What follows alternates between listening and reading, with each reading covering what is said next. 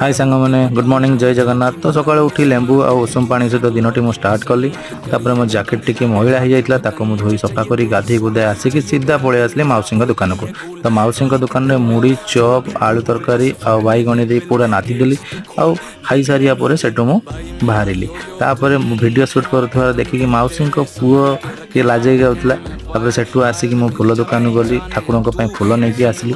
फूल नहीं आसिक दुकान को आसली। दुकान आसिया पर गणपति बाबा को नमस्कार कली और पाखु आशीर्वाद नहीं मो दिन स्टार्ट कली। तापर बसु बसु आम बुलाई गलु डोगरा सी बीच कारण आज संडे थे और पिकनिक भी बहुत लोग जाते आम तो बुलिकी आसलु। सेठू बुलिकी आसिया पर आम दुकान पाखे शुभम होटेल रे भगवती माँ सात भौणी आसते। तो आम दुकान को निमंत्रण होता तो सेठी जाकि मु प्रसाद सेवन कली। आ प्रसाद सेवन कर कि समय से माँ पाखे बसिली। बसला सीधा आसली रूम को आसी रेस्ट नेली। आशा करूँ वीडियो आपको बहुत भल लगी। तो मो चैनल को लाइक कमेंट शेयर सब्सक्राइब करूँ एमती नुआ